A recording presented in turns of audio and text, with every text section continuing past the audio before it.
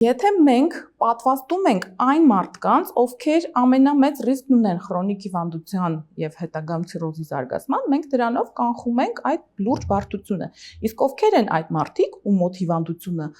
95% դեպքերում, եթե վարակվեց, դառնում է քրոնիկ, դա երեխաներն են մինչև 1 տարեկան։ Այսինքն նորածնի պատվաստումը դա կարևորագույն քայլ է, որպեսզի մենք լյարդի ցիրոզով հիվանդությունն ու մահացությունը պակասեցնենք։ Քանի որ այսօր ավելի ուժեղ, քան երբևէ հնչում են ձայները, որոնք հորդորում են չպատվաստվել եւ հարցական են եւ հարցի տակ են դնում հենց նորածինների եւ փոքր երեխաների պատվաստման նպատակահարմարությունը, ես սա ուզում եմ հատկապես շեշտել։ Եթե երեխան վարակվեց մինչև 1 տարեկան, նրա մոտ գրեթե հաստատ կարող ենք ասել, որ լինելու է քրոնիկ վարակ։ Իսկ ինչպես կանխել դա պատվաստումն է։ Այսօր, այո, պետական պատվաստումային օրացույցում մտած է հենց ծննդատանը առաջին դոզան ստանալը պատվաստման եւ հետագայում օրացույցի մեջ այդ պենտավակցինայի